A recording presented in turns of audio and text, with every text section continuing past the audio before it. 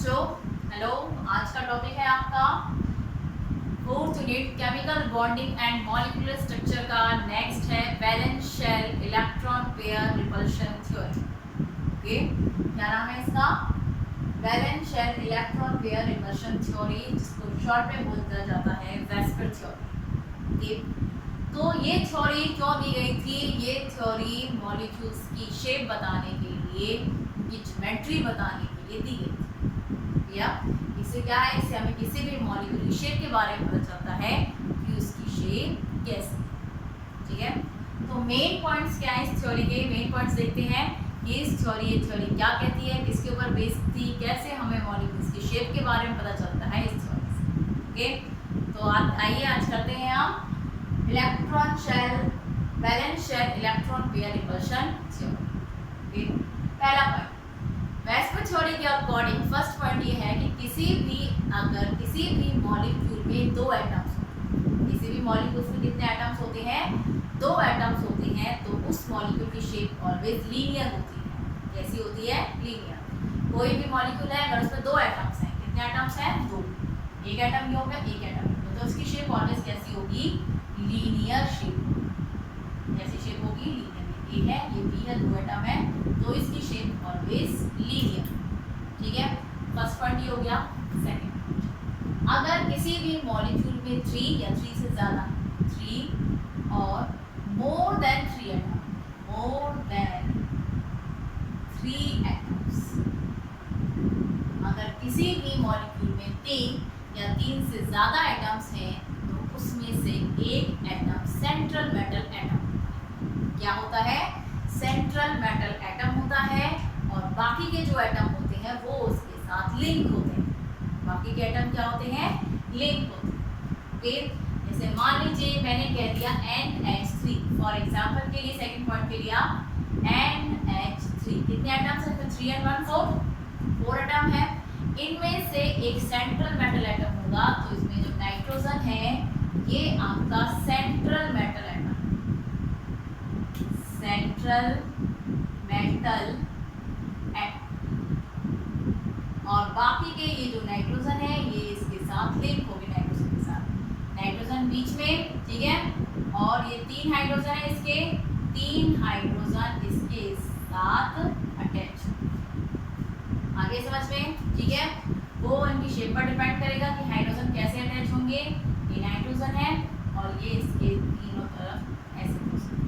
ठीक है, NH4 होगा तो यहाँ पर एक और हाइड्रोजन आ जाएगा। ठीक है, तो ये आपका सेंट्रल मेटल एटम होगा, और बाकी के जो हाइड्रोजन है ये इसके अराउंड लिंक होते हैं। तो वो जो एक एटम होता है, उनमें से एक एटम, चारों पांचों में से एक एटम, ये जो है इसको हम क्या कहते हैं? Central metal atom. ठीक है, तो किसी भी मॉलिक्यूल में अगर 3 या 3 से ज्यादा एटम्स होते हैं, तो उनमें से एक सेंट्रल मेटल एटम होता है, और बाकी के जो एटम्स होते हैं वो सेंट्रल मेटल एटम के साथ लिंक होते हैं। ठीक है भाई, 2 पॉइंट हो गए क्लियर। फर्स्ट, अगर किसी मॉलिक्यूल में 2 एटम होते हैं तो उस मॉलिक्यूल की शेप ऑलवेज लीनियर होती है। ठीक है, सेकंड, अगर किसी मॉलिक्यूल में 3 या 3 से ज्यादा एटम्स होते हैं, तो उनमें से एक सेंट्रल मेटल एटम होता है, और बाकी के एटम उसको लिंक करे रखते हैं, उससे जुड़े हुए होते हैं। क्लियर? चलिए, अब हम आते हैं अपने थर्ड पॉइंट पर। इस पर आते हैं हम अपने थर्ड पॉइंट पर आते हैं।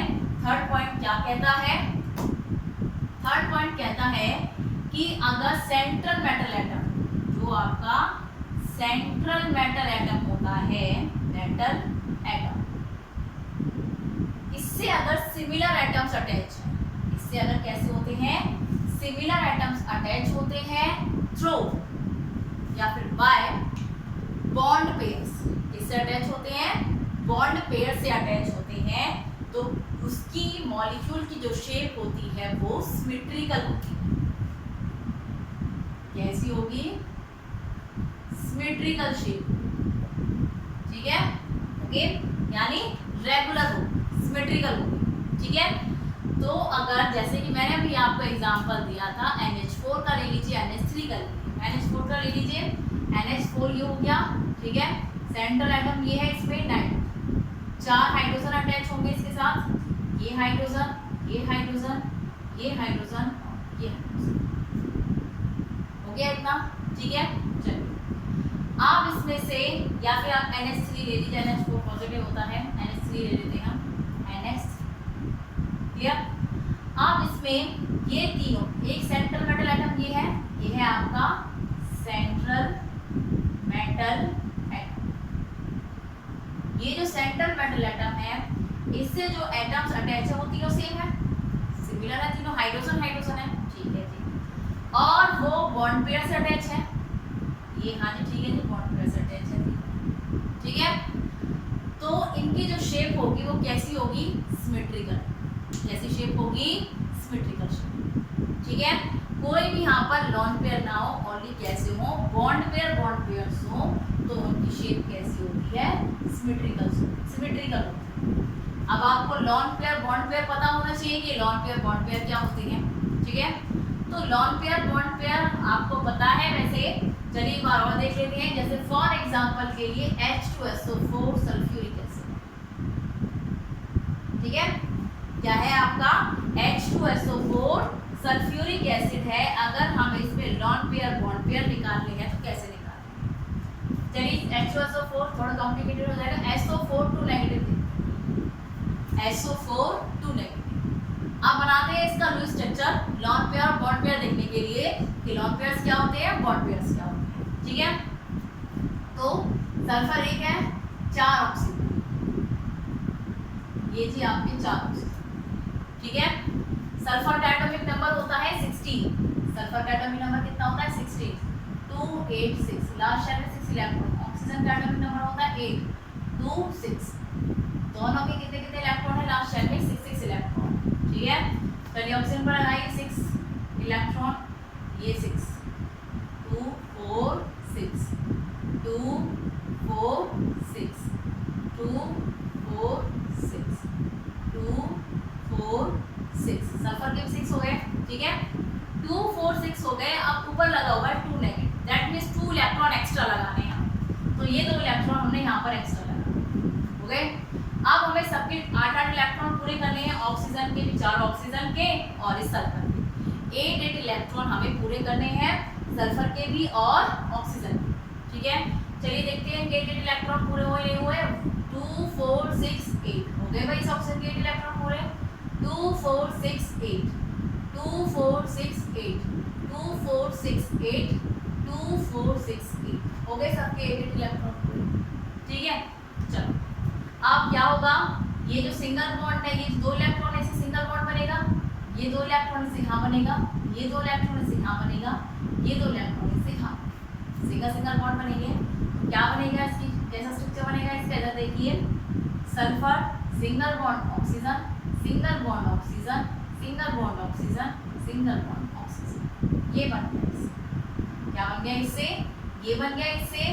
और इसके ऊपर ये जो इलेक्ट्रॉन है, 2 इलेक्ट्रॉन से एक बॉन्ड बनता है, 2 इलेक्ट्रॉन से एक बॉन्ड बनता है, ठीक है। तो ये जो 2 इलेक्ट्रॉन है इन्होंने बॉन्ड बना दिया, इन्होंने क्या कर दिया, बॉन्ड बना दिया, ठीक है। ये जो इलेक्ट्रॉन है जो बॉन्डिंग में पार्टिसिपेट नहीं करते हैं, ये जो इलेक्ट्रॉन है जो बॉन्डिंग पार्टिसिपेट नहीं करते हैं, इनको हम क्या कहते हैं, लॉन पेयर बोलते हैं। क्या बोलते हैं इनको हम, लॉन पेयर्स, ठीक है। तो ये जो बॉन्डिंग पार्टिसिपेट करते हैं इनको, तो इलेक्ट्रॉन को बोलते हैं हम बॉन्ड पेयर्स। जो बॉन्डिंग पार्टिसिपेट करते हैं इनको क्या बोलते हैं हम, बॉन्ड पेयर्स। और जो बॉन्डिंग में पार्टिसिपेट नहीं करते उनको बोलते हैं हम लॉन पेयर। तो इसमें कितने लॉन पेयर है, 1 2 3, पेयर मतलब 2, ठीक है। तो इन दो को एक लॉन पेयर बोला जाएगा, 1 2 3, तो इस पर है 3 लॉन पेयर, 3 लॉन पेयर्स लगा दीजिए। इस पर भी 3 लॉन पेयर्स हैं, इधर भी 3 लॉन पेयर्स हैं, इधर भी 3 लॉन पेयर्स हैं, तो ये आपके लॉन पेयर्स, क्लियर, ठीक है। तो ये आपके लॉन पेयर बन गए। और ये आपके इधर जो है जिन्होंने बॉन्डिंग में पार्टिसिपेट किया है, इन इलेक्ट्रॉन्स को बोलते हैं हम बॉन्ड पेयर। क्या बोलते हैं इनको, बॉन्ड पेयर्स बोलते हैं, ठीक है। तो थर्ड पॉइंट क्या कहता है, अगर सेंट्रल मेटल एटम से एक ही तरह के एटम लिंक है by same bond pair, by only bond pair, एक ही एटम से सेम एक ही आपके एक सेंट्रल एटम से सेम एटम कनेक्ट है बाय बॉन्ड पेयर ओनली, कोई भी लॉन पेयर नहीं है, तो उनकी शेप कैसी होगी? सिमेट्रिकल शेप होगी, रेगुलर शेप होगी। ठीक है, फोर्थ पॉइंट क्या कहता है? फोर्थ पॉइंट की सुन लीजिए।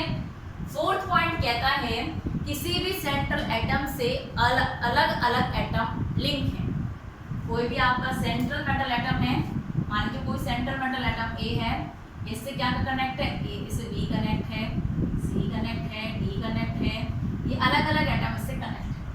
ठीक है, तो और वो भी कुछ लॉन पेयर से कनेक्ट है और कुछ बॉन्ड पेयर से, connected by lone pair as well as bond pair. Lone pair से भी कनेक्ट है और बॉन्ड पेयर से भी कनेक्ट है, तो उनकी शेप अनसिमेट्रिकल होगी। कैसी शेप होगी? Unsymmetrical. They have unsymmetrical shape। ठीक है, लॉन पेयर और बॉन्ड पेयर दोनों के प्रेजेंट होने से शेप अनसिमेट्रिकल क्यों होती है?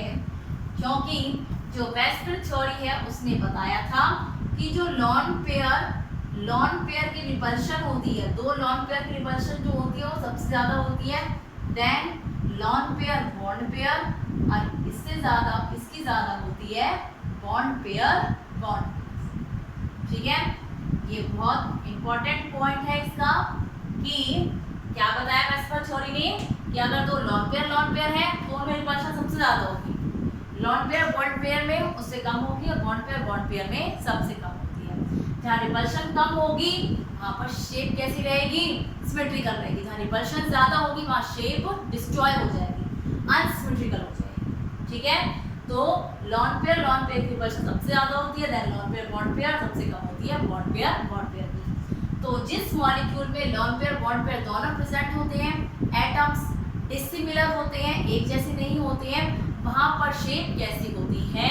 Unsymmetrical shape. कैसी शेप होती है? Unsymmetrical shape. ठीक है, तो ये हो गया इसका फोर्थ पॉइंट। फिफ्थ पॉइंट क्या कहता है? फिफ्थ पॉइंट कहता है कि किसी भी मॉलिक्यूल की जो शेप होती है, फिफ्थ पॉइंट क्या कहता है? किसी भी मॉलिक्यूल की जो शेप होती है वो किस पर डिपेंड करती है? इलेक्ट्रॉन पेयर पर डिपेंड करती है। Shape of the molecule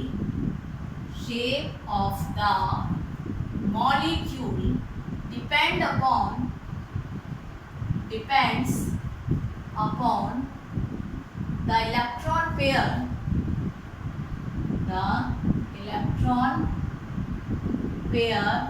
of central metal atom।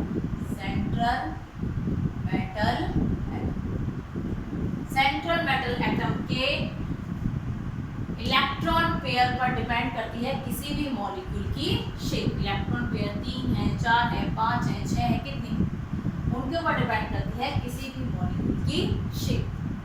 आया समझ में? ठीक है, तो ये हो गए आपके वेस्पर थ्योरी यानी valence shell electron pair repulsion theory के 5 पॉइंट्स।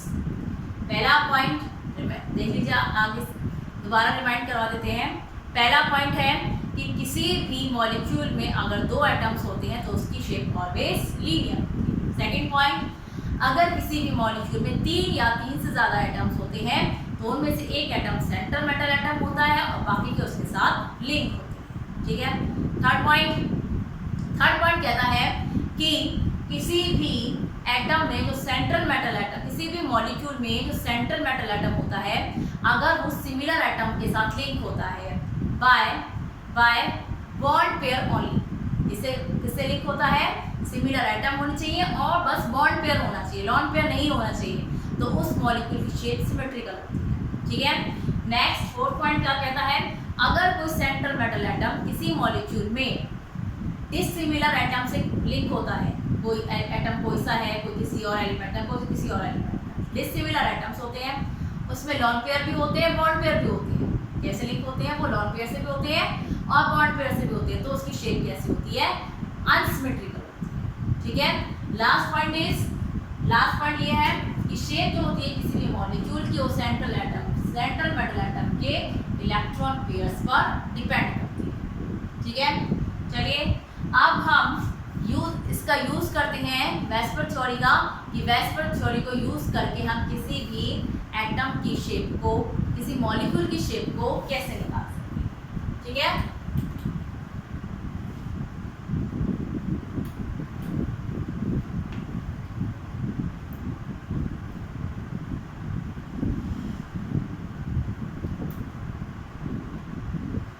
देखिए क्या है, on the basis of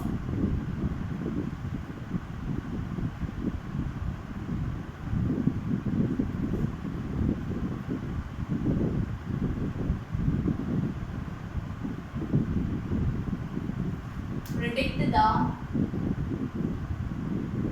shape of the molecule, shape of the molecule। VSEPR theory का यूज करके हमें किसी मॉलिक्यूल की शेप प्रेडिक्ट करनी है, उसका अनुमान लगाना है कि उसकी शेप कैसी होगी। फर्स्ट है आपके पास ClF3, फर्स्ट है ClF3, ओके, ClF3 है। अब हमें इसकी शेप बतानी है कि इसकी शेप कैसी होगी। इसका यूज करना है हमें वेस्पर थ्योरी का यूज करना है, valence shell electron pair repulsion theory का यूज करना है। क्लियर, चलिए आप देखिए इसका कैसे यूज करके हम इसकी शेप निकालते हैं। सबसे पहले जो सेंट्रल मेटल एटम है इसके नंबर, इसके वैलेंस इलेक्ट्रॉन निकालते हैं। ठीक है, सबसे पहला काम क्या करेंगे, valence electron of central metal atom, central metal atom जो कि क्या है आपका क्लोरीन, कौन सा है, क्लोरीन। ओके, कितने वैलेंस इलेक्ट्रॉन होते हैं इसमें, 7। देखिए बेटा क्लोरीन है, इसका एटॉमिक नंबर होता है 17, 287, तो इसमें वैलेंस इलेक्ट्रॉन कितने हैं, 7, तो ये 7, ओके 7। ठीक है, अब उसके बाद number of atom, number of atoms या फिर bonds link to chlorine is equal to कितने हैं, 3, नंबर ऑफ एटम या फिर number of bond, number of bond 3 हो गए।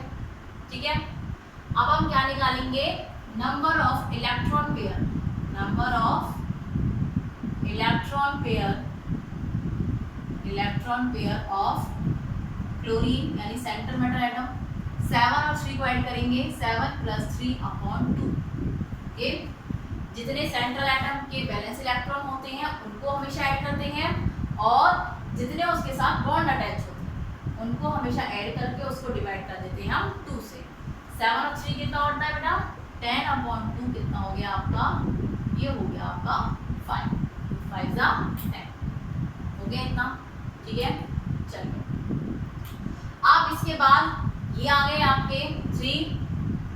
अब उसके बाद निकालते हैं हम कि इसमें बॉन्ड पेयर्स कितने हैं। कैसे क्या निकालेंगे इसमें, कि इसमें बॉन्ड पेयर्स कितने हैं, नंबर ऑफ बॉन्ड पेयर।